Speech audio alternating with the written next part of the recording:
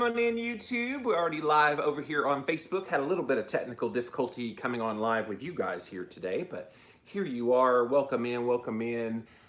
Uh, Hope you guys are having a great middle of the week. I've got a lot of stuff going on this week because this is literally my last week of the year. On Saturday, or Friday's Jimmy Rants will be my last video of the year, and then Saturday I'll do a few posts on social media, and then I'm gone. I'm gone until at least the end of December, maybe longer. So howdy, Sally. Thanks for being here today.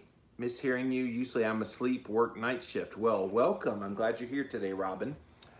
So welcome, YouTube. Thank you for being here as well. Good morning, Lauren. Good to see you over there. It's so funny, like I'll see Lauren, you're over there, but I talk to you on Instagram. So it's kind of funny seeing you on YouTube. It is funny, like what format people like to watch it on. Hello, Johanna. Thanks for being here. Because I got all my faithful fans like Norma over here. Also engages with me on Instagram, but she comes on the lives over here on Facebook. So it's kind of funny to watch you guys. And I've got one friend, Abel. He's literally been on all three, not simultaneously, but he'll sometimes say hi over on YouTube. That is his favorite one. Second favorite is over here on Facebook, and then over here on Instagram. He's been on all three of them. So it's kind of fun to watch that. All right, we need to get this show on the road. And if you guys are ready, I'm ready. All right, let's get this show on the road.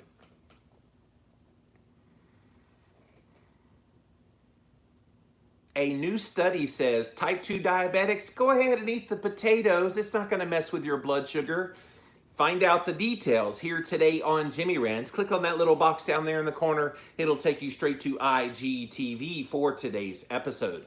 JimmyRants.com is the website, and as always, you can engage live in the content. You got to go follow me. I'm starting up over on Instagram. I am at Living Low Carb Man, LIVINLOWCARBMAN. Once you're there, engage live. So many people coming in right now. Thank you guys for being here today. We do go live at 11 a.m. Eastern Time, Monday through Friday, so be there, be square. We also simulcast over here on my Facebook page where Emily, by the way, won one of my books in my contest just last night. So congratulations, Emily. And I see Jessica just came in. So thank you guys for being here today. Also, thank you to my YouTubers. Thank you for coming on in. And get ready, YouTube. Today is your day. Somebody on YouTube is going to win a copy of one of my books as part of my contest. If you missed the live here on Instagram, you can watch the replay over on IGTV. We also put the replay up over on YouTube. And today, you guys, type in a keyword Jimmy Rants, you will find the show there. But today I have a very special Jimmy Rants bonus episode. On Wednesdays, I always air the episode of the Living La Vida Low Carb show. So I had an interview on there today with Tara Garrison. So she's a mindset coach, and we went in all kinds of directions, and you really want to watch that video. It is over as a Jimmy Rants bonus episode over there on YouTube right now. So as soon as you're done watching Jimmy Rants, you got more content you can go check out. Or if you're the podcast listening type, it will be on the Living La Vida Low Carb show today. Usually it's up by noon. So when Jimmy Rants is over, it's usually up on the podcast, llvlc.com, or wherever you listen to podcasts. And then finally, pop on over to the official website for this show. It is jimmyrants.com. While you're there, you can see all the past episodes, and it's also where you can show your support either through the Patreon link or a PayPal link, and a donation of any amount would be greatly appreciated.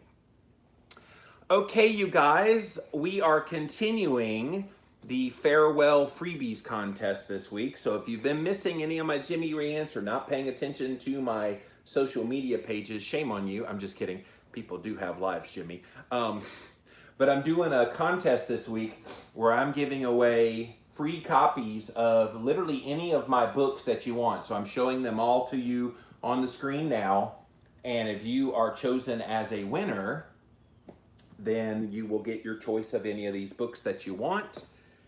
And yeah, so I've already given away, in the first 2 days, I gave away about a dozen, just over a dozen books. And so you have an opportunity. Literally all you have to do is engage in my work. So if you leave a comment on any post that I do. If you leave a comment here when we're doing Jimmy Rants, that is your eligibility into winning one of the books. And if you're watching this on replay, you get to play as well. So I am going in and I'm seeing it. I'm not going to give a book to somebody where it's just one comment.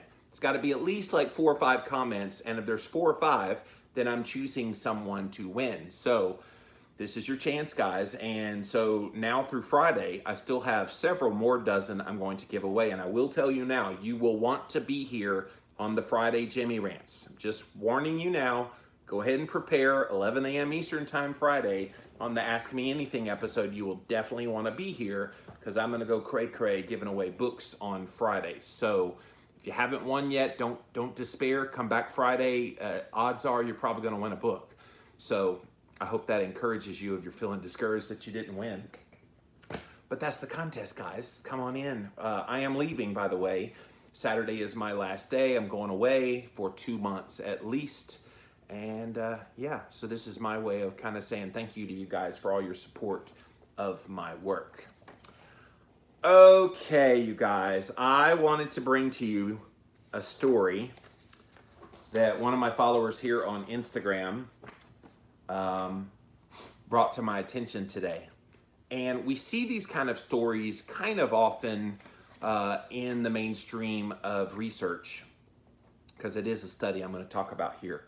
And it's almost as if it's an apology for being who they are, because low carb diets have been pretty popular over the past 15 or so years, 15, 20 years, with Atkins, and then the paleo and primal movement, and then keto, and then carnivore. Potatoes pretty much are on the outskirts of most of those. I know the paleo people did allow some if you're insulin sensitive, but for the most part, low carb diets do not include potatoes, and most certainly not for people with type 2 diabetes. But there is a brand new study, and I've got the whole study. I printed it out. It was actually 53 pages, but I noticed that the last half of that was just the references. And so I will go through that study here in a minute, but I did have a news story about it, and it had some key quotes in there about the study that I think you'll find interesting, so that when we go over the study, you kind of know the researchers and what they're thinking here.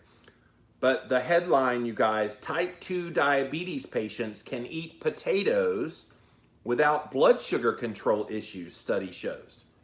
So at first blush, when I saw that headline, I'm going, type 2 diabetic patients can eat potatoes and not have any issues with their blood sugar.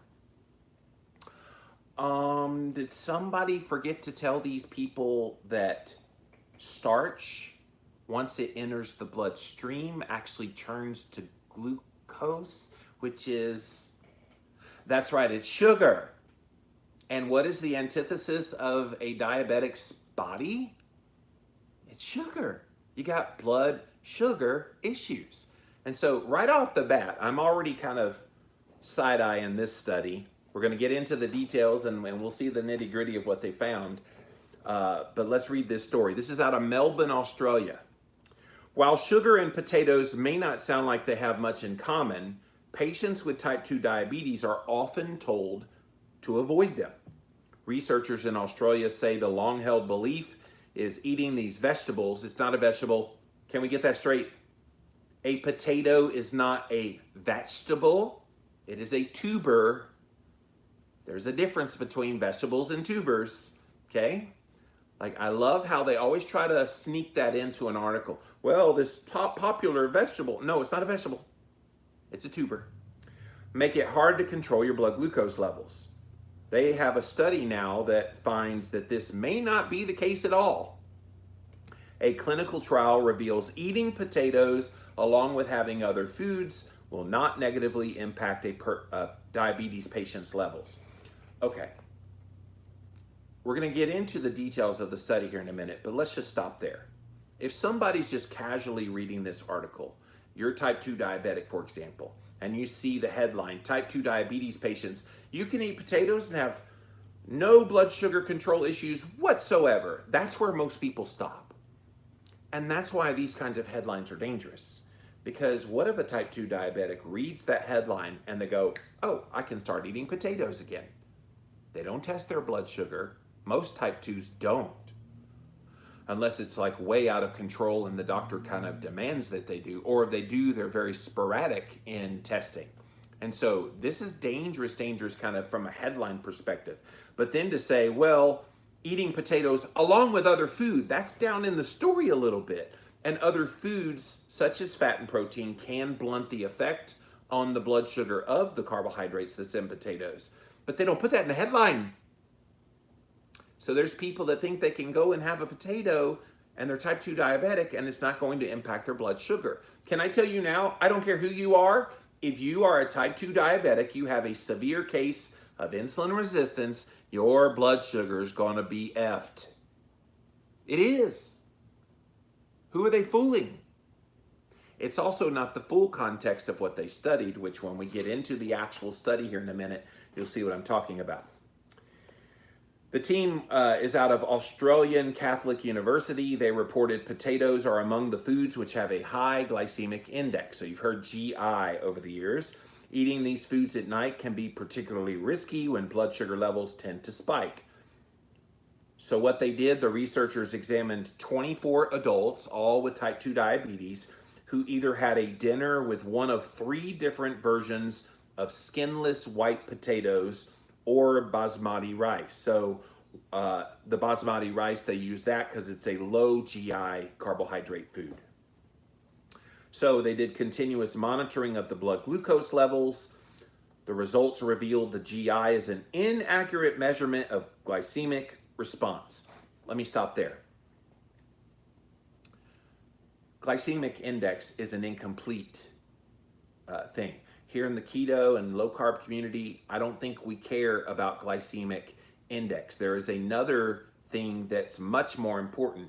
It's this thing called glycemic load. If glycemic load is new to you, go look it up and look up what glycemic load is. What glycemic load does, and it's a lot more accurate, is it says, okay, you've got this glycemic index food, but the amount of that glycemic index food matters. And so the glycemic load not only looks at the glycemic index, but also the amount of that thing that you're eating with the low GI to come up with a low glycemic load, and that makes the difference. They didn't look at glycemic load in this study. They only looked at glycemic index. The study authors add participants eating potatoes with their meal actually had a better nocturnal, meaning while they're sleeping, glucose response than those who ate rice. So again, they're saying they ate the potatoes, they had better blood sugar control during the night. There are limitations using the GI of singular foods and their acute effect on blood glucose when trying to determine their influence on long-term health indices, particularly in people with type 2 diabetes, as individual foods are rarely consumed in isolation, and that's true, but are more likely to be eaten with other foods as part of the mixed meals, according to primary investigator Dr. Brooke Devlin. She goes on to say it's rare that people eat foods in isolation, and the findings from this study demonstrate how other factors, such as what time of day the food is consumed, what it was paired with, all of these things need to be considered when investigating the glucose release of mixed meals in individuals with type 2 diabetes.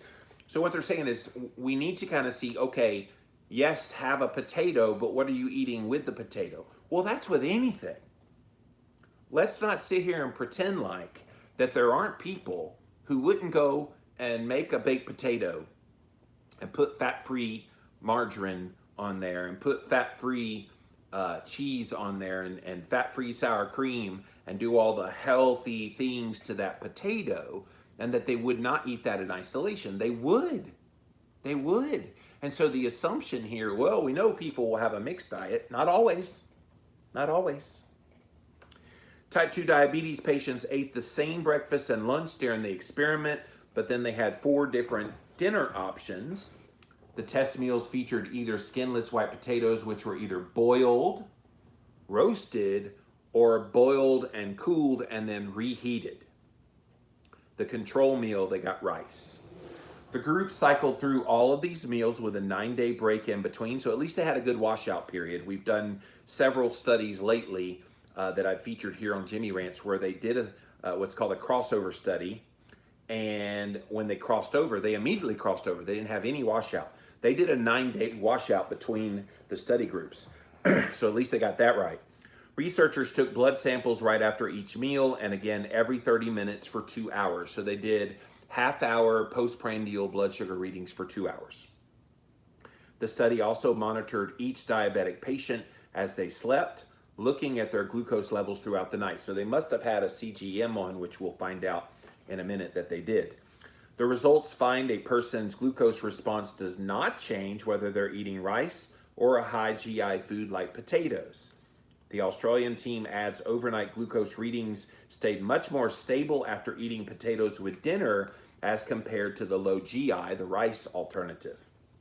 These findings are contrary to that of observational research and traditional dietary guidance that has led some to believe that potatoes are not an appropriate food choice for people with type 2 diabetes. Our study shows that high GI foods like potatoes can be consumed as part of a healthy evening meal without negatively affecting your glucose response, and while delivering key nutrients in relatively few calories, which is essential for people with type 2 diabetes.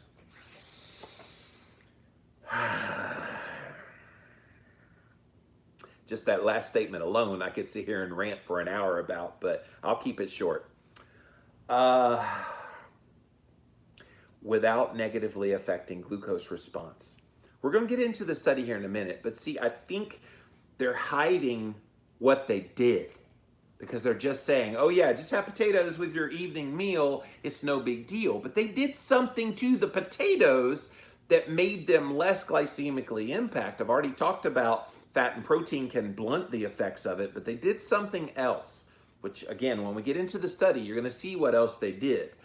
But delivering key nutrients with relatively few calories, there's lots of nutrients in a lot of different kinds of foods. There's no special nutrients only found in potatoes, and yet they're making it seem like in this story and in the quote from the lead researcher that there's some key nutrients only found in potatoes. Devlin and her team note the study only focused on the glucose response of one meal. The meal size was also larger than what it would typically recommend for type 2 diabetics, but was still in line with the normal eating pattern. Researchers will also need to determine the long-term impact of adding potatoes to a diabetic diet. Potatoes are a vegetable. No, they're not. The researcher just said that. The potatoes are a vegetable. They're sustainable, affordable, nutrient dense, and thus they can play an important role in modern diets irrespective of your metabolic health status. Oh, guys, if you are type 2 diabetic and you're hearing about this study today, hear me loud and hear me clear. Potatoes are still off the menu. And if you don't believe me, eat a potato. Test your blood sugar at 30, 60, 90, and 120. And if your baseline, as a type 2 diabetic, if your baseline, let's just say it's 105, and at 30 minutes postprandial, it's 135, and at 1 hour postprandial, it's 195. 1.5 hours postprandial, it's 210, and at 2 hours postprandial, it's 175. Guess what? That impacted your blood sugar. It did. And the fact that they do this study knowing that this is how most people are going to respond, and it's 24 people, so it's not really applicable to a large segment of the population. I'm going to get into the actual study, but let me flip all the way to the back so that we can see exactly who it is that funded the study. This should not be a surprise. Again, in and of itself, the funder of the study doesn't invalidate it, but it certainly raises eyebrows. I recently talked about a study that showed the plant-based burgers were much better for you for various parameters than a beef burger, and you find out the Beyond Meat company, which makes the plant-based burgers, paid for it. Looky, looky, looky who paid for this study. This research was supported by funding to BLD and JAH. Those are the two institutions that did the study from the Alliance for Potato Research and Education. Dun, dun, dun. The funding source was not involved in the research conduct, the article preparation, the study design, the data collection, the analysis, the interpretation, or in the decision to submit it for publication. Give me a break. They're giving you the money. What do they expect you to do with that money? Make their product look good, right? That's the goal. That's what they want. They have a desired outcome. They're giving you a boatload of money that says, okay, give me the outcome I want. And if you don't give me the outcome I want, you're not getting further funding. And we've talked about this before on previous Jimmy Rants. These institutions, these researchers are so hard up for money, they're willing to sell their soul and publish stuff that's crap and to tell a type 2 diabetic that they can have potatoes and it's not going to have an impact on their blood sugar is criminal, if you ask me. Criminal. Now we're going to get into exactly what they did here in a minute, and you're going to see the little games they played to finagle their results. But this study appears in the journal Clinical Nutrition. Let's see if it gives me the dates. It's been a real I think it was just a couple of days ago this came out. But it was in the journal Clinical Nutrition. And the title of the study, if you want to go look this up, it is an open access journal, which means it's available to the public, the whole study. Like I said, 53 total pages of study if you include all the notes at the end notes. But 27 pages. I'm going to try to go through this as quickly as possible. I don't want to bore you with the details, but lower nocturnal blood glucose response to a potato-based mixed evening meal compared to rice in individuals with type 2 diabetes. So let's see what their background and aim was. Guidelines for reducing postprandial, that's the after eating blood glucose level concentrations, include avoiding high glycemic index foods such as white potatoes. However, GI testing is often undertaken in the morning with foods consumed in isolation by non-clinical cohorts. So they're trying to put GI under the microscope that is not very reliable. We investigated the impact of potato preparation and consumption as part of a mixed evening meal on postprandial and nocturnal glycemic responses, as well as postprandial insulin responses in those with type 2 diabetes. So it was a randomized crossover style design study with 24 males and females. Looks like the average age 58 years old. The average BMI is 31.7, so they were overweight. And type 2 diabetes, which they controlled with diet or metformin. They completed 4 experimental trials after consuming a standard breakfast. So listen to this standard breakfast that they had them all eat. 25% of their energy intake, let's see. It says 25% energy intake. Oh, they're 25% for the whole day. So their total calories, the breakfast meal was 25%, so 1/4 of their calories for the day. Lunch was 35% of their calories for the day. And then the dinner meal was 40% of their calories. And they had a total, they ate the dinner meal, at 6 o'clock. So there are 4 choices for the things that they consumed in a mixed meal at dinner time. One was a boiled potato. Second was a roasted potato. Third was a boiled potato that had been cooled for 24 hours. And that's called resistant starch, which we're going to get in here in a minute. And then the fourth one was basmati rice, which was used as a control. Each meal contained, listen to this, every meal contained 50% carbohydrate, 30% fat, 20% protein. Can I make a comment about that? 50% carbs for someone with type 2 diabetes? Potato is the least of their issue if they're eating half of their calories in the form of carbohydrate. 30% fat, okay, maybe a little bit higher would be nice, but that's not bad. But 20% protein, that's woefully low in protein. Blood samples were collected prior to, immediately post-meal, and at 30-minute intervals for 120 total minutes. They used a CGM, continuous glucose monitor, to assess the nocturnal interstitial glucose concentration. That just means that while they're sleeping, it's getting the interstitial fluid, which is how they test your blood sugar, using a CGM. All right, so what were the results? There were no differences detected in postprandial glucose between the control group and all three of the potato conditions. Postprandial insulin was greater following the cooled compared to the control. Did you get that?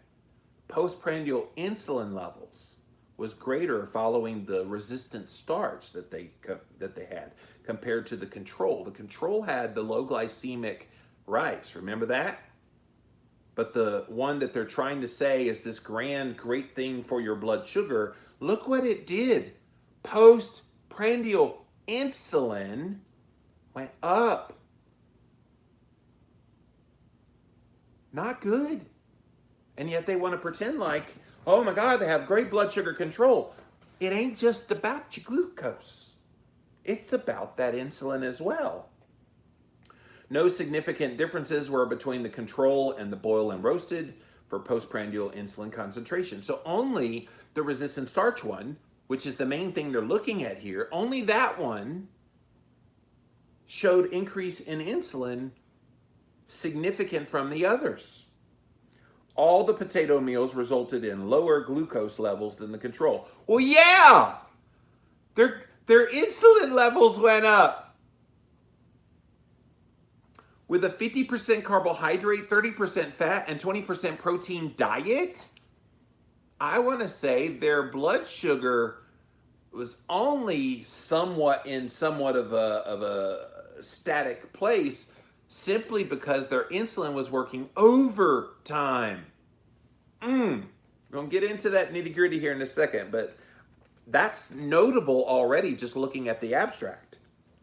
So their conclusion is, compared to an isoenergetic, in other words, same calories, rice meal, boiled, roasted, or boiled, then cooled potato-based meals were not associated with an unfavorable postprandial glucose response or nocturnal glycemic control, and can be considered suitable for individuals with type 2 diabetes when consumed as part of a mixed evening meal. We're going to see it here in a minute. I hope they give us the numbers on the blood sugar. There ain't no way with a 50% carbohydrate diet that they don't have elevations in blood sugar. Maybe they fit within the model of mainstream medicine's normal range for a type 2 diabetic. But if you eat a low-carb ketogenic diet, we have a different kind of normal for a type 2 diabetic. And A1C levels can't possibly go down. All right, so let's get into the introduction. Potatoes are the leading vegetable crop in the United States. No, they're not. They're the leading tuber crop in the United States. Economically, the fourth most important food crop in the world, providing several key nutrients, including potassium, dietary fiber, and vitamin C, as well as a low sodium content. Okay, potassium. You ever heard of avocados? Great potassium in avocados. Dietary fiber. Literally any vegetable gives you dietary fiber. You don't just get fiber from potatoes. Vitamin C, really? Really? Have you heard of red meat? It's in there. Vitamin C's in a lot of things. And low sodium, they act like that's a good thing. We want higher sodium because sodium salt is good for you.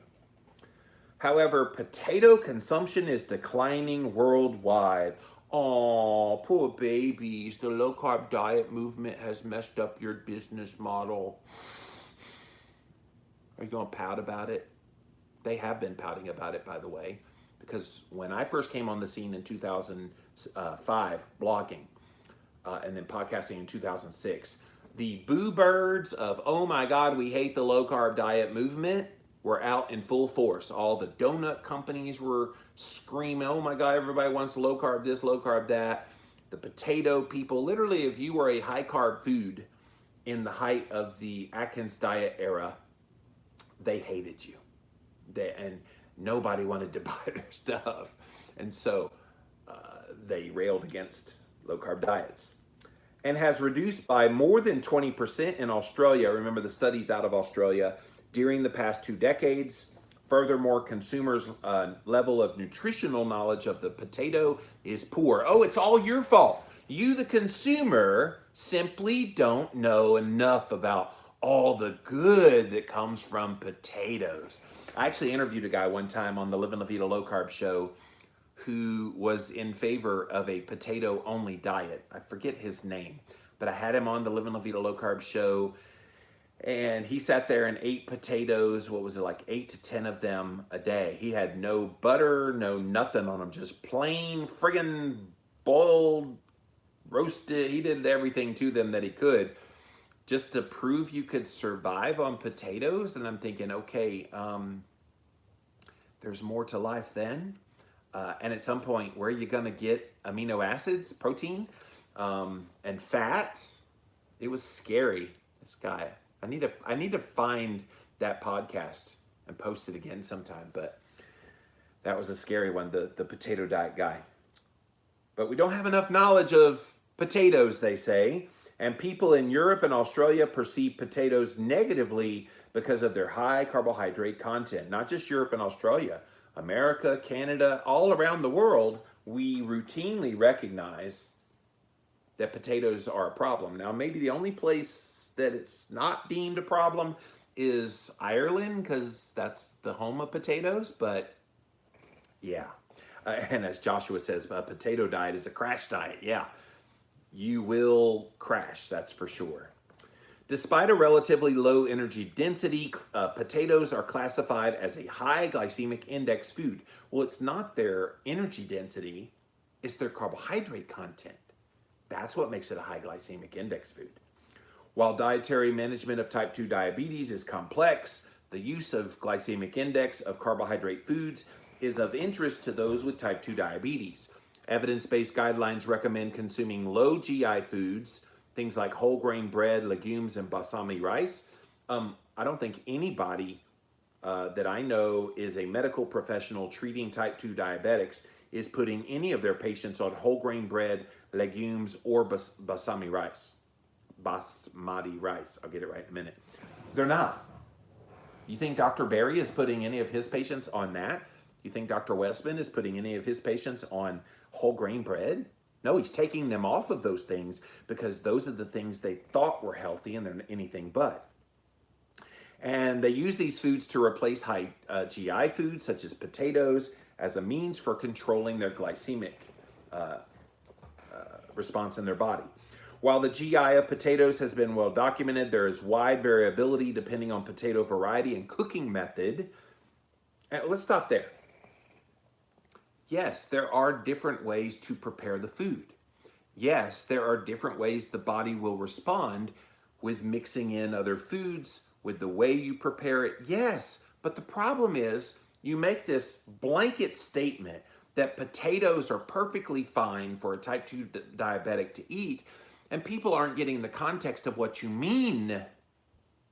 Because people are going to prepare the potato like they want to prepare it because they've been given the green light by a study that tells them potatoes are just fine. They're not digging deep into the details like I am here. They're just hearing about this study. Oh, okay, well, why potatoes? Like literally the headline of this other one. Type 2 diabetes patients can eat potatoes without blood sugar control issues, study finds. What are you going to do if you're a patient and you read that headline? Oh, wow, I've been avoiding potatoes for no good reason. A study found it. It must be okay. And they're going to go eat potatoes the way they want to eat them. And they're going to load it up with everything. That's the danger of this kind of thing. It's why on these Jimmy Rants, I spend so much time going over studies in detail, because if you don't get the details, you're missing the point of what they're trying to communicate in the studies. The protocol for glycemic index testing requires foods to be consumed in isolation, typically following an overnight fast in healthy individuals who have normal glycemic control. There are major limitations using glycemic index of singular foods and their acute effect on glucose levels when trying to determine the influence on long-term health indices, and especially in those people with type 2 diabetes. Indeed, individual foods are rarely consumed in isolation, but are more likely to be eaten with foods as part of mixed meals. They can assume that all they want. Yes, most of the time, these high glycemic foods are consumed with other foods, which would make it a mixed meal. But I know people, you know them too, who would eat a potato all by itself. You would. I know people that do that. They'll go to a restaurant. Okay, I'll have a baked potato with margarine, please. That's it. And that's all they'll eat. Everything they would eat would just be that in one meal.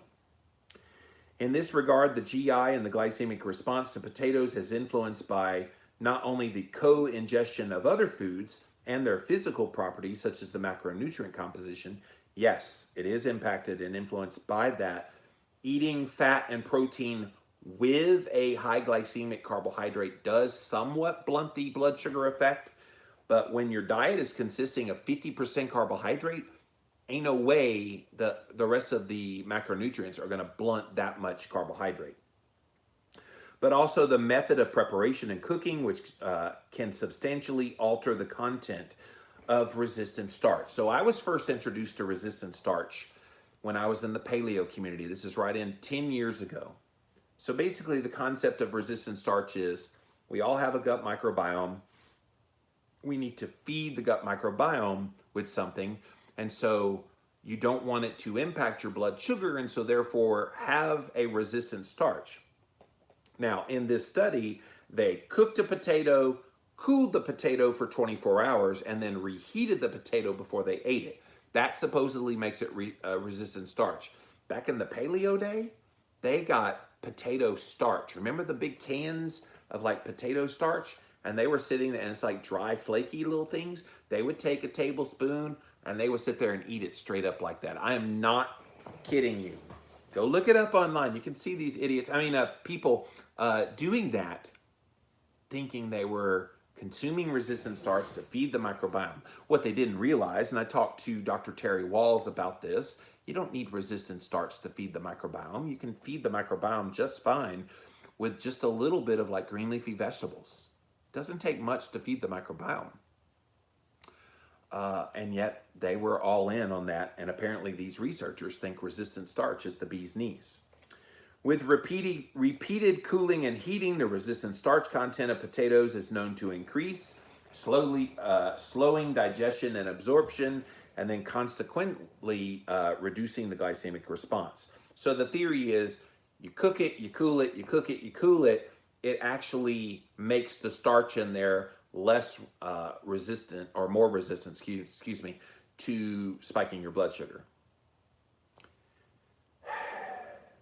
Anecdotally, I've heard people say it absolutely does not, and I've had other people that say it absolutely does.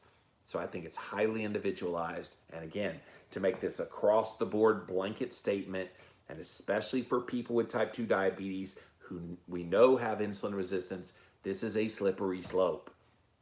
I would say if you're a type 2 diabetic and you're reading this study or hearing me talk about it, and you're like, oh, let me see how that does in me, test it, but be vigorous in your testing and repeat the testing just to make sure that it is going to be on the up and up for you. But this is not going to make them, not absolve you of having that results from the starch.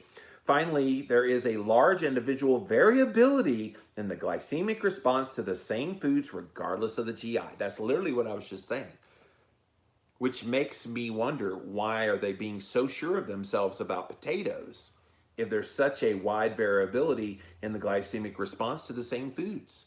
You can't tell a type 2 diabetic to go eat potatoes, it's just fine, it's not going to mess with your blood sugar, when there is such a wide variability in the blood glucose response. A type 2 diabetic eating a potato is insane. And yet here we have a study out of Australia trying to promote the idea that eating white potatoes is going to have no consequences on your blood sugar. And I call crap on that. This current study determined the impact of different methods of potato preparation when consumed as part of a mixed evening meal on postprandial glycemic response. Additionally, the study determined the nocturnal glycemic response. Remember, that's the response in the blood sugar at night. That's what nocturnal is.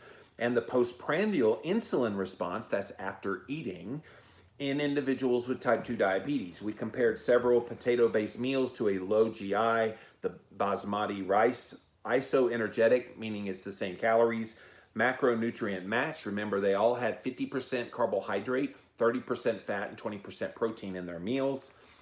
And they hypothesized that co-ingestion of potato as part of a mixed meal would not result in a worse after eating and at night glycemic response or insulin response. A secondary hypothesis was that pre-cooking, then cooling the potato before consumption would lower the postprandial glycemic response of potato as part of a mixed evening meal due to the change and due to it becoming resistant starch, which we were just talking about. So let's look at the study design. Participants completed 4 different experimental conditions in a randomized crossover design. So basically there's 4 different groups. They were randomized to one of the 4. They did their wing of the study, and then they waited 9 days for a washout period, and then they switched them to another wing until they got through all 4 categories, that every single person went through all 4 categories. The study was conducted at St. Patrick's campus of Australian Catholic University from July 2018 through April 2019. It was approved by the ACU Human Research Ethics Committee, and it was registered with the Australian New Zealand Clinical Trials Registry, carried out according to the Declaration of Helsinki. That's pretty standard. Eligible participants provided written consent forms. So the participants were adults with obesity, BMI between 25 and 45. They were between the ages of 35 and 75, all of them diagnosed with type 2 diabetes, and they either control it with diet or metformin. They have to have at least 3 months have had type 2 diabetes, and they have to meet all the criteria of having type 2 diabetes according to the American Diabetes Association. They also have to have a sedentary lifestyle. This was interesting in terms of both their activity and their job. They could not have more than 150 minutes a week of moderate intensive exercise for the last 3 months. They also have to have more than 3 hours a day where they sit down. They were recruited through social media. Potential participants were excluded if they met the following exclusion criteria. If their A1C was less than 6.5, so in other words, they didn't want you to be a healthy diabetic, so you couldn't have it less than 6.5, or greater than 9, so they didn't want really bad type 2 diabetics, but 9 is still a high A1C. They can't be taking insulin or any other hypoglycemic agents except metformin. They did allow people in with metformin, and it's pretty standard practice that most type 2 diabetes patients are on metformin. They can't be pregnant, they can't be pre or perimenopausal, can't smoke, can't have any other systemic illnesses, can't have bariatric surgery in their past, gastrointestinal disorders, nor can they have intolerance to the principal study foods. So in other words, if they can't tolerate the potatoes or the rice, then they weren't allowed in the study. Telephone pre-screening, including a medical history, age, self-reported height and body mass index, and detailed explanation of the study. So they went through all that to find the participants. So once they got their participants, they had baseline testing.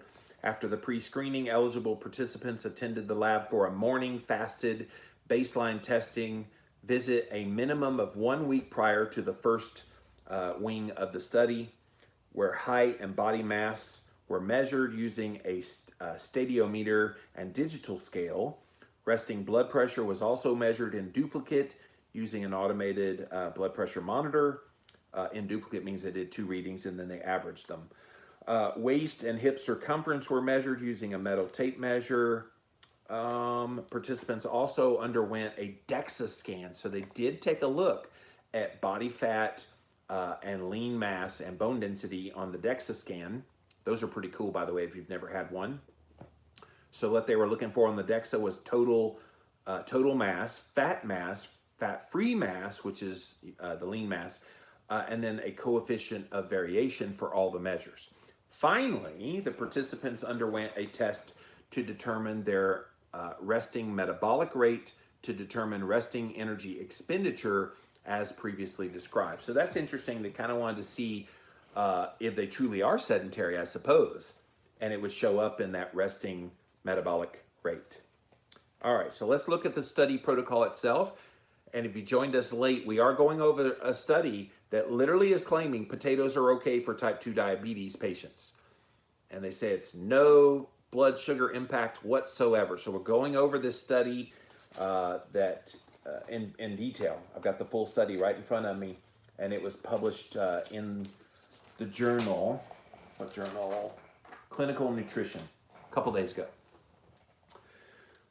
So block randomization by cohort was determined using computer-generated random numbers and sealed opaque envelopes. In other words, they truly did it blinded.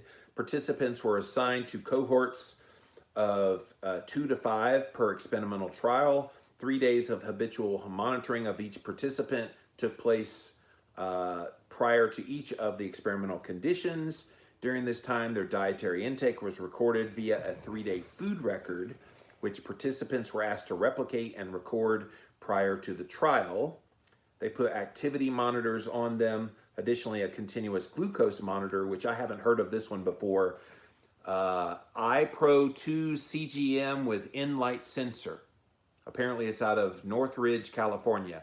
Most of them use the standard one from Abbott, so I'm surprised they did this iPro2. Maybe that's all they could get in Australia.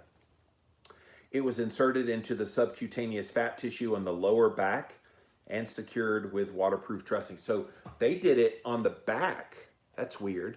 Most of the time you put the CGM in the arm. I've seen it put on the belly. I've seen it on the leg. I've literally never seen a CGM put on someone's like fat back there on the back side of their body. That's interesting.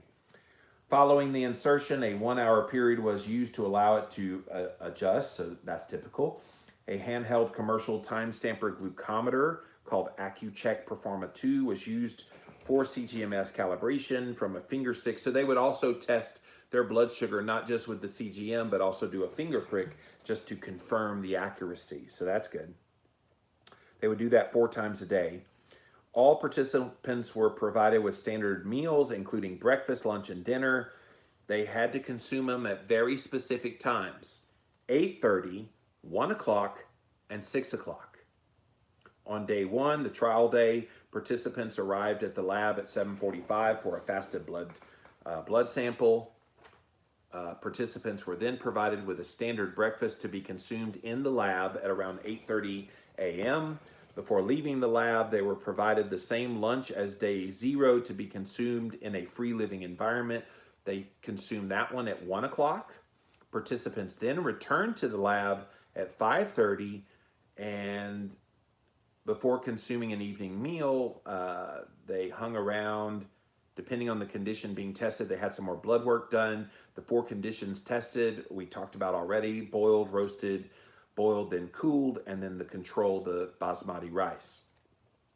The basmati rice control meal was identical to the dinner meal, except for it was rice instead of the potatoes. Blood samples were collected prior to the evening meal consumption, immediately post-meal, and at 30-minute intervals following that post-meal up to 120 minutes. So 30, 60, 90, and 120. So they ate at, what time did they eat that meal? So that last meal, they ate at 6 o'clock. So they had to stick around till 8 o'clock. No, wait, they had to eat the meal at 6 o'clock, but then they'd be done with the meal. Let's just give them 20 minutes to eat by 6:20. So then they had to stay till 8:20 to get all those readings. So then they also did visual analogs that looked at hunger, satiety, fullness, and appetite, completed using a computer-based program on 4 occasions: day 1 before breakfast, before evening meal on day 1, 120 minutes following the evening meal after day 1, and the day 2 fasted.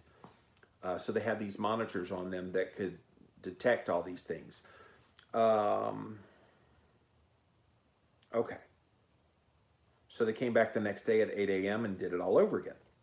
The nutrient composition of all foods in the experimental condition was obtained from FoodWorks.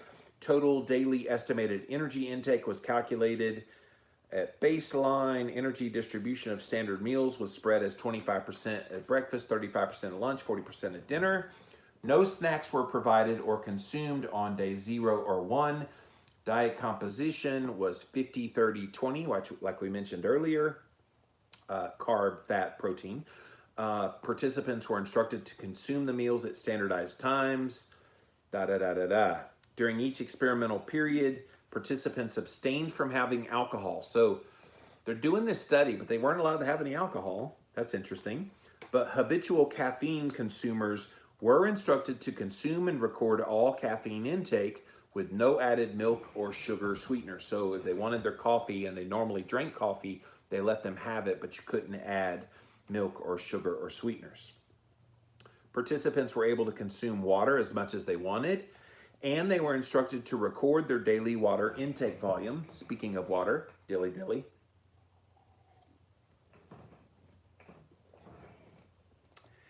And so they went and looked at how they prepared the potatoes. All of them were provided within the study were russet Burbank variety.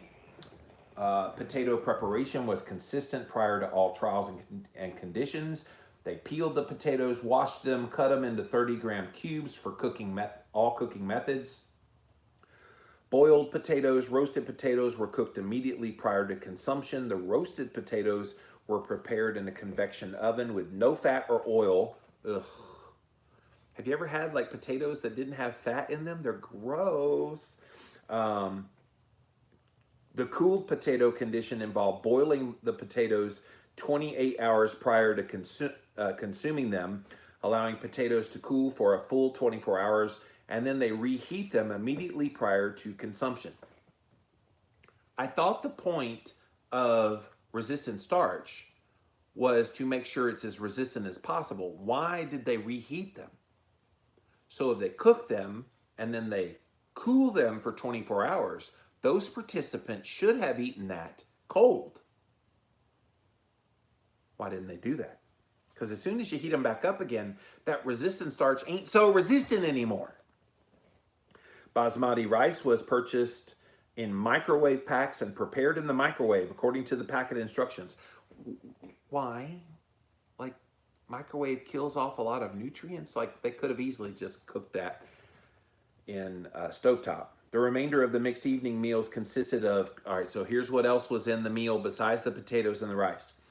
Crumbed chicken breast, very lean meat, prepared in a convection oven, and frozen mixed vegetables of carrots, cauliflower, and broccoli. So that's the whole Normandy mix, prepared in the microwave. What is with cooking in the microwave? Are these researchers that lazy they can't get a stovetop and put this food on a stovetop?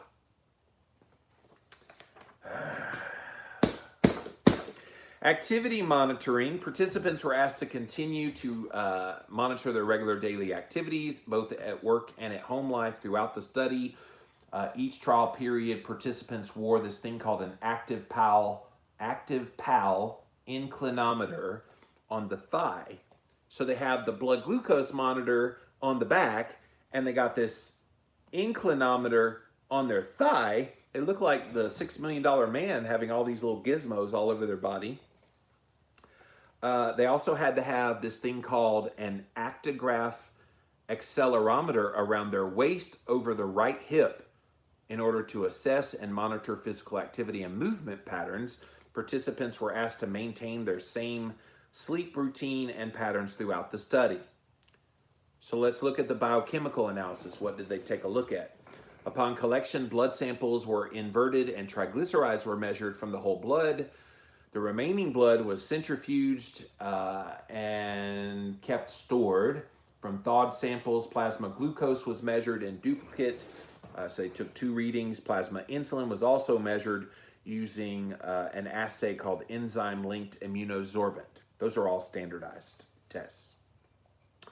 All right, so the data analysis in this study, habitual dietary intake of all foods and beverages reported through the baseline were analyzed using that FoodWorks software. Vitamin and mineral supplements were excluded. Average energy, macronutrients, sugar, alcohol, and fiber were obtained and reported. The glycemic index and subsequent glycemic load, so there they are acknowledging glycemic load, of each meal provided in the experimental period was estimated using data from the International GI Database. As most of the foods had multiple GI values, the selection of the GI was made hierarchically in order of preference. From number 1, the same brand and variety, as well as the method of preparation. Number 2, it has to be a food that they eat and test in Australia. Remember the studies in Australia. Number 3, an average value. And number 4, the closest match. In other words, matched with a similar amount of carbohydrate. The percentage of available carbohydrate, which excludes the fiber, that each food item contributed to the total meal was multiplied by the GI value. Values were then summed to estimate the GI of the total meal, and the formula used for calculating the GI of a meal used the GI values of the individual food items. So all of that to say, they were coming up with a formulaic way of determining glycemic impact so that they could conduct this study and say, okay, here's a high glycemic impact food, and how did it do as compared to ones that are lower? All right, let's skip ahead just a little bit. Let's get to the resistant starch. Resistant starch content of the potatoes and rice was determined following the commercially available Megazyme resistant starch assay. Potatoes and rice samples were prepared at the Australian Export Grain Innovation Center lab with the cooking methods replicated and a homogeneous ground 100-gram sample obtained and measured in duplicates. So they actually tested it for its level of resistant starch. And again, if that's a new term to you, go look it up. It was very popular when I was in the paleo world about a decade ago. And the idea is you eat this in order to feed the gut microbiome. But we have since learned you don't need resistant starch in order to feed your gut microbiome. You can get all of that from green leafy vegetables and other non-starchy forms of vegetables. You don't need to eat potato starch, which is what all the paleo people were doing 8 to 10 years ago. All right, let's skip ahead to the results. Okay. So the participants, let's take a look at who was in the study. Of the 92 participants who were screened over the phone, 27 of them were eligible and they consented. 24 participants, 18 of them were male, 6 of them female, and they were randomized, as we have been talking about the whole study. Participants complied with recording 3-day dietary intake prior to their experimental condition. No difference between the conditions. All participants reported, blah, blah, blah, blah, blah. All right, so let's keep going down. So the venous glucose, insulin, and triglycerides, a main effective time was detected for venous glucose concentrations with no differences between meals, no differences in postprandial peak glucose concentrations. So these are all in the test meals leading up to the experiment. They found no differences in their peak glucose, no differences in their all the other parameters they were trying to take a look at. A main effect of condition as well as time and interaction were observed. Looking at insulin as well, insulin concentrations following the control meal were lower at 30 and 60 compared to the cooled potato.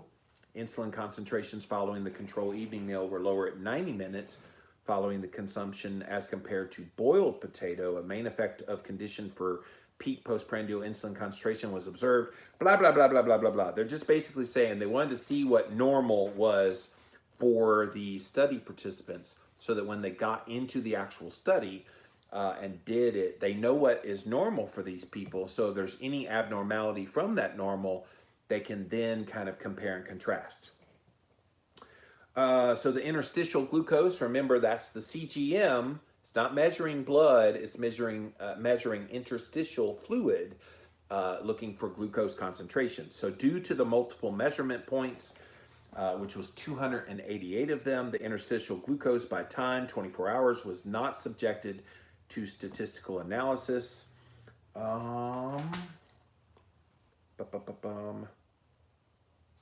All right, so let's see. Subjective measures of appetite. A main effect of time was detected for ratings of hunger, satiety, fullness, and prospective food consumption. No difference between the conditions for all subjective measures of appetite were detected. No differences were detected in ratings of hunger, satisfaction, fullness, appetite at the fasted times of either day 1 or day 2. Can I say something about that? They're type 2 diabetics, they're older, they have a higher BMI, and they're eating half of their calories as carbohydrate. Now, I don't care what carbohydrate it is. If half of your calories are coming from carbohydrate and you are the worst of insulin resistant, which is what a type 2 diabetic is, how are you not hungry? So while there may not have been detectable differences in the ratings of hunger, satisfaction, fullness, and appetite, they could be hungry beforehand and they're hungry afterhand. How could they not report that? And we know, even from our own experiences, and I see various people that see clients all the time, you know, teaching your clients that when you eat a low carbohydrate diet, ketogenic diet, one of the hallmarks is the hunger goes away and the cravings go away and the feelings of fullness go away and your feeling of satisfaction and feeling good is there. But they didn't mention anything about that here. All right, let's look at the discussion portion of this, and then I'm definitely wanting to see what you have to say. So we investigated the impact of the method of potato preparation on postprandial glucose and insulin response in people with type 2 diabetes when potato was consumed as part of a mixed evening meal. Ingestion of a potato-based evening meal did not result in a greater postprandial glucose concentration compared to an isoenergetic, same calories, control meal. Additionally, the cooking method did not influence that postprandial glucose response. However, when potato was pre-cooked and then cooled before consumption, there was higher insulin as compared to the rice. So the point of that story is maybe resistant starch isn't so resistant after all. Yes, it keeps your blood sugar controlled, but your insulin is what matters. What's really fascinating is I don't remember seeing any of the actual insulin readings on in this study, because you can talk about blood sugar and insulin. Let me see if I can find it, but I didn't see anything, and I'm looking close. Yeah, I mean, it's hard to really determine their glucose levels. Remember, their glucose is going to be in millimole per liter, not in milligrams per deciliter like we do. So looks like in the, yeah, I'm looking at it. I'm trying to do the translation in my head too. They had very high glucose levels as by the standards of what we would consider healthy. We would consider under 100 healthy, definitely in the 70s and 80s healthy. There's no way they're going to get those numbers eating a 50% carbohydrate diet. So they were doomed from the start. The majority of the work that has determined the GI and glycemic response to meals and foods has been undertaken in the morning. They already talked about that. Let's get to the end.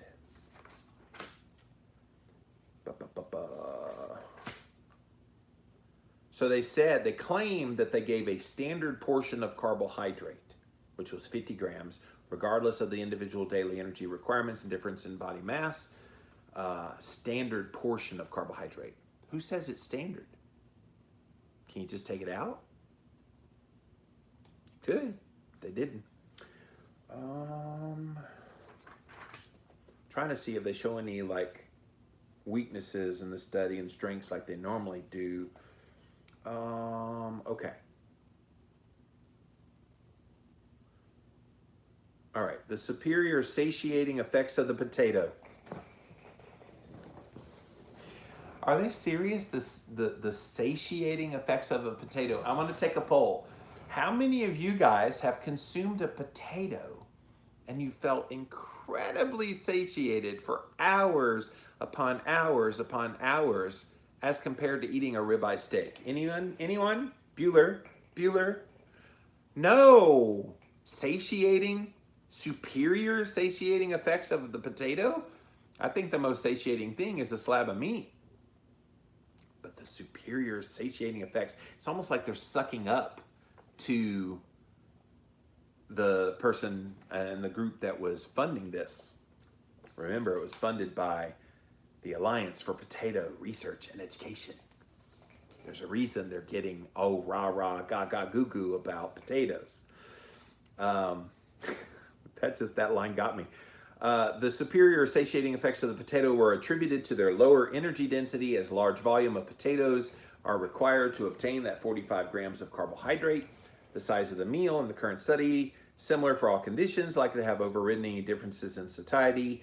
We acknowledge that despite a standardized lead-in period prior to each trial, only one evening meal of each condition was assessed, and there is a known individual and day-to-day variability in glycemic response. That's true. They only tested one singular meal for each of these cohorts in the study. Is one meal enough? Should they have done maybe that same meal replicated 7 days in a row to see if over the course of that 7 days they had any variation, and or to average it out over the 7 days and then have the 9-day washout period and then have them do the next? I don't know. Future advances in glycemic management are likely to be based around personalized nutrition. Well, hallelujah.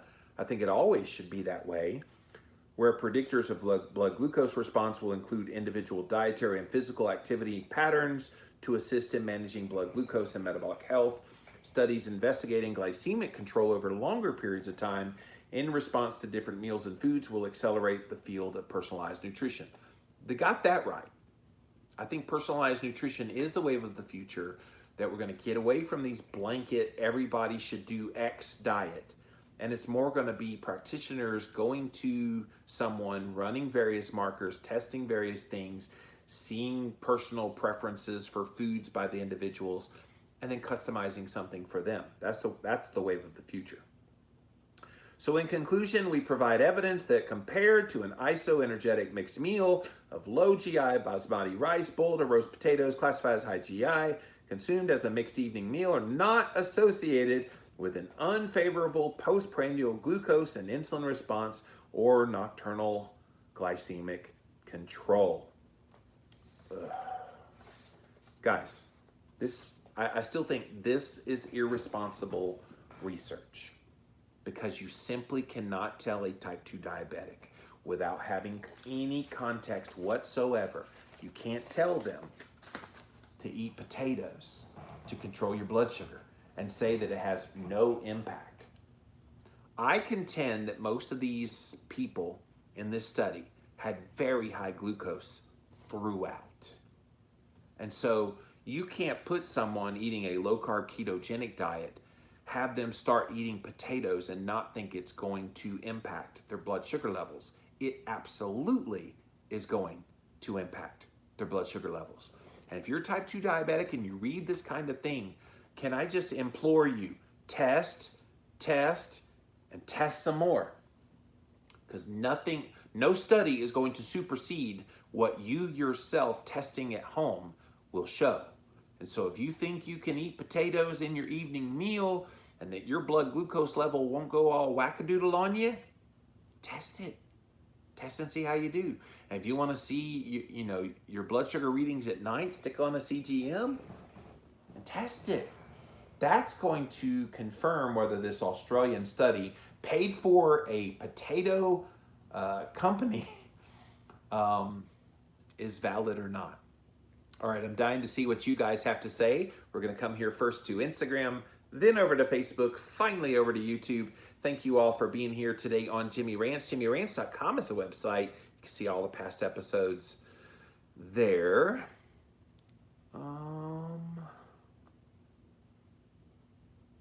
Kat says, I heard that cold pasta, rice, potatoes have a low glycemic index, partially not digestible, but why even bother checking? Zero nutrition. Exactly. It's so funny in this study, Kat, where they were trying to claim, oh my gosh, we have far superior nutrition in potatoes. And I'm thinking, okay, there's potassium in there, there's a few little minerals and things, but there's no protein. It's basically all carbohydrate. What exactly is is the far superior nutrient density in a potato. Like, and then remember, they skinned them. So they took the skin off, which is where a lot of nutrients could be, fiber and things like that. They just left the middle part, put them in little cubes, and then prepared them in the various ways. But I agree with you. None of that adds any value to your diet. Joshua says, fat-free sour cream, what is that? Yeah, exactly. Stay away from it. It's disgusting. Back in my low-fat days, I had a lot of it.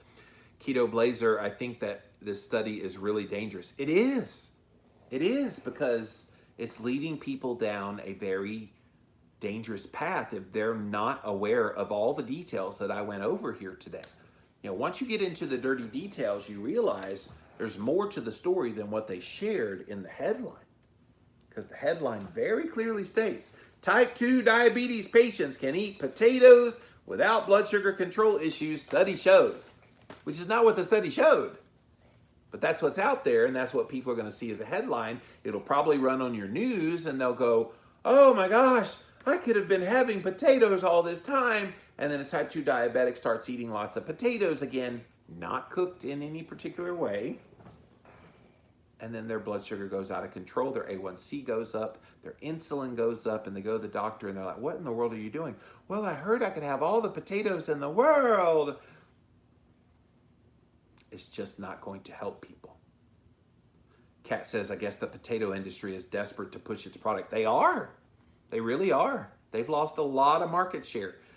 20% down in sales, that's a hit. That's a big hit. They should have monitored not only blood sugar, but the insulin as well. I'm sure there would have been a totally different picture. Well, they did measure insulin, and the resistant starch one actually had the worst insulin response of all of them. But you're right. They needed to do both. Joshua says, looks like science is for sale. Well, in this case, it does look like it.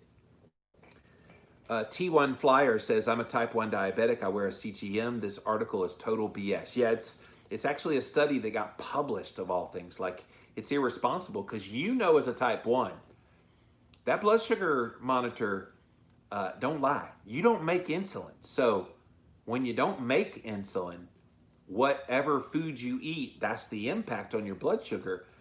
You have to inject yourself with insulin to deal with the appropriate amount of carbohydrate. And I guarantee you, as a type 1 diabetic, wearing a CGM, if you ate a potato, you would see a skyrocketing blood sugar, and you'd have to take some fast-acting insulin to get that down so you wouldn't go into a hyperglycemic situation. Starch feeds the microbiome indiscriminately, the good guys and the bad guys. That's a good point, Joshua. Yes, you can feed the gut microbiome, but you're feeding everybody. And I want to feed just the good boys. Kat says, two things I clearly see. One wants to boost sales. Another wants to justify their carb addiction. Oh, that's true. That's true. A lot of people say, well, if I can have potatoes again, okay. And then they're just addicted to the carbohydrate. That's true. Absolutely. Shifting into success says, I get more hungry. Yeah, I think most of us do. Most of us do. Beth says, I thought I was full while bloated until I actually got hungry while still bloated and no room. Yeah. Yep. Joshua says, I found potatoes filling, but I had to have a full plate of them. Well, yeah. I mean, if you stuff your stomach full of starch, you will get full because your belly is full of food. But at some point, that food's going to get digested and get out of the system, and it's going to spike insulin, and then you're going to get hungry again. So I guess it's how quickly that happens. Conway Cindy says, as people start eating a big bag of chips after reading this. Yeah, that's the other thing. Oh, potatoes are fine. And so what's their thought of potatoes? Potato chips. Never mind, they're soaked in vegetable oils, which I'm not getting started on vegetable oils today. I'm still shocked that people do not understand that carbs are sugar. Yeah, they turn to sugar in the body, don't they, Kim? And yeah, don't come without consequences, especially for those with type 2 diabetes. All right, thank you, Instagram. Let me pop over here now to my Facebook channel. What's up, Facebook? See what you have to say about this crazy study.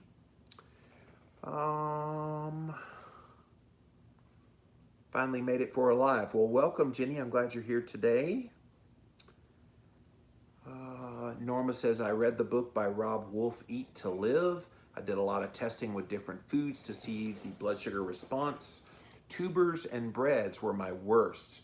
Took forever to return my blood sugar back to normal, so bread and tubers are off the menu for me. I know people that'll have pasta or bread or tubers, and they'll do a test over like many hours until it comes back to baseline. And some of them, it's a long lagging response. Like it'll have the spike and it'll be this trickle, trickle, trickle, trickle, trickle, trickle, trickle, trickle for 6 to 8 hours. I remember one of the conferences I went to, Dr. Andreas Ienfeld from dietdoctor.com. He was doing some testing of blood sugar. And I'm trying to remember what he had. He had some carby something. Bread, pastas, I think it was pasta. A big plate of pasta with sauce and bread, and he just wanted to see what would happen.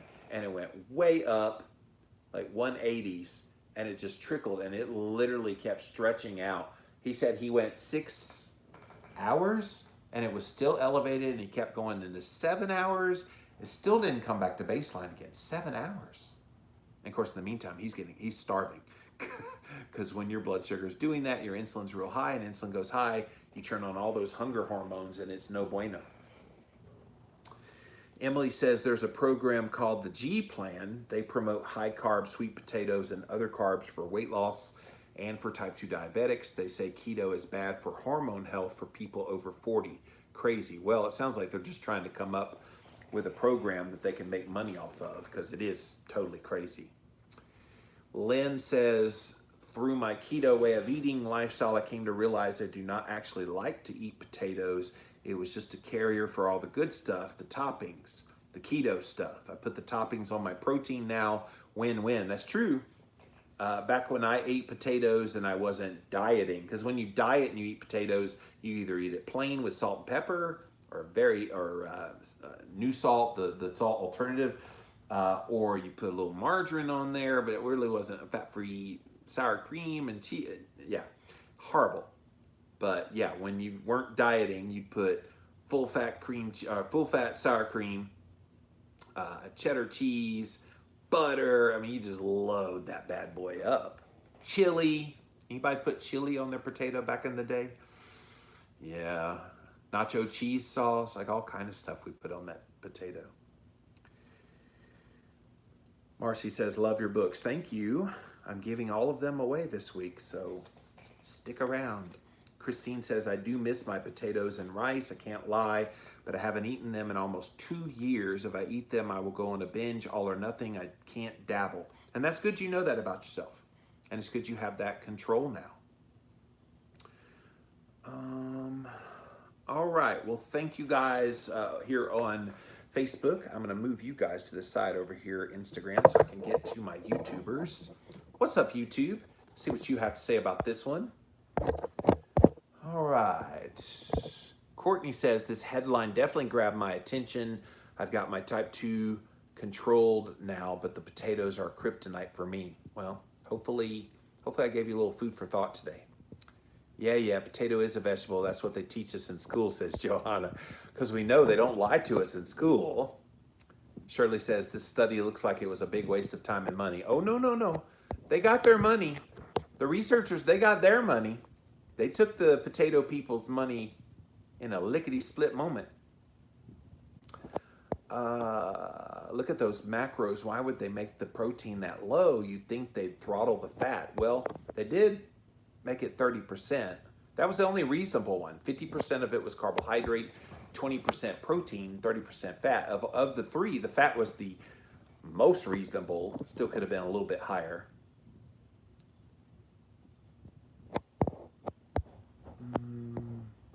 Courtney says, my doctor gets frustrated because I keep talking about lowering my insulin in spite of regular blood glucose. Finally, both normal and blood pressure are finally normalized. No coincidence, as we know. Good job. Potato-only diet is still a thing. Oh, I'm sure it is. I have people telling me keto is a joke because they've lost weight doing it. It's not all about weight loss. Or they didn't lose weight doing it. Yeah, I remember I had Dr. John McDougall on the Living La Vida Low Carb show. If you ever want to go look it up, it's episode 686. I'll never forget episode 686 of the Living La Vida Low Carb show. I'm surprised it wasn't episode 666 because Dr. John McDougall is a very famous vegan, starch-based diet advocate. And he was pushing the potatoes. And he was anti-Atkins, anti-low carb, anti-meat, blah, blah, blah, blah, blah. And he was all about, the nutrient density of potatoes and legumes and starches. Starch is the way to go. In fact, he has a book, go look it up, called The Starch Solution. And he promotes it for type 2 diabetics and insulin resistance and all the everything. And now he looks like Skeletor in his 70s. He looks about 90 something, but he's 70 now. All right, let's come back over here to YouTube. Why would you ever just eat a potato as is? I would have to be desperate to eat. It's just so bland, yeah. Courtney says, fat might blunt the effect, but butter on potatoes are also going to increase consumption. That's true. Palatability becomes a thing at that point. Johanna says, does it really matter how the potatoes were cooked? Can't understand. Well, according to this, no. Other than the resistant starch, all of them had the same impact on glucose, which they didn't tell us was good or bad. They just said same impact. Well, same impact. If they all spiked it, that ain't good. The only one that was off course was the resistant starch made their insulin go higher statistically than the rest. Starch is starch, carbohydrate's carbohydrate, or am I just stupid? No, you're not stupid, Johanna. That is true. September says, I used to eat potatoes, bread, and pasta all at the same time. I hate to see what my glucose did. Yeah, don't want to see, right? Lauren says, my husband reminded me of how addicted to potatoes I used to be. I also can't have just a couple bites because I will gorge. You're not alone. Lauren, you're not alone. There are a lot of people, they love their potatoes. Is a potato better than a cupcake? I suppose. But glycemically, it's going to hit your body in the same way. Holly says, my husband is having turnips with our roast. That's good. That's real good. So guys, brand new study. And you're probably going to hear some people talking about this. Type 2 diabetics, you can have all the potatoes you want. I don't know why you've been avoiding them all these years. So good for you. Are they? Are they? At the end of the day, you need to be the one testing that to confirm or deny if they're good for you or not. That's it for this episode of Jimmy Rants. JimmyRants.com is the website. And as always, you can engage live in the content. You got to go follow me right here. I'm on Instagram. I'm at Living Low Carb Man, LIVIN, Once you're there, engage live and enjoy the content here at 11 a.m. Eastern Time, Monday through Friday. Thank you so much for being here today. We also simulcast live over here on my Facebook channel as well as over on my YouTube channel. And guess what, YouTube? It's your day. Somebody on YouTube right now, I'm about to choose to win one of my 7 major publisher books. This is my contest that I'm doing this week called the Farewell Freebies Giveaway. And so these are my 7 books. And one of you randomly, here, let me move you out of the way again, Instagram. Sorry about that. One of you randomly is about to win. So you're going to have to contact me through Instagram Messenger or Facebook Messenger, something. But the winner of today's random book is Shirley. So Shirley, you need to reach out to me either through Facebook or Instagram DM, and you get to choose your choice. So I need from you your full name, your mailing address, and what book you want. So congratulations, Shirley, over on YouTube. Appreciate you being here today on Jimmy Rants. That's not all the giveaways I have. I got plenty more, you guys. Go engage in my work. I'm still giving lots and lots of them away. So go and check it out, you guys, and you will get a chance to win. And remember, come back Friday, ask me anything. I'm going to be going crazy giving away books on Friday live here on the air on Jimmy Rants. If you miss a live, you can watch it on replay right here on Instagram. It goes up on IGTV just as soon as this is over. Hello to all the people watching it on IGTV. We also put the past episodes up over on YouTube. Just type in a keyword Jimmy Rants, you will find the show. Today is Living La Vida Low Carb Show. We have a Jimmy Rants bonus episode. Tara Garrison is a mindset coach, really good friend of mine as well. We went in all kinds of directions about trauma, about exercise, about mindset, you name it, we talked about it. So go and check that out over on YouTube today. It's also airing on the Living La Vida Low Carb Show. LLVLC.com is how you can access the podcast or wherever you listen to podcasts. And then finally, pop on over to the official website for this show. It is jimmyrants.com. While you're there, see all the past episodes, and you can also support my work either as a Patreon or through PayPal. And all of those links, you guys, are at jimmyrants.com. Okay, I have 2 more Jimmy Rants, and then I'm gone for 2020. So come back here tomorrow at 11 a.m. Eastern Time, and we'll see you then. All right.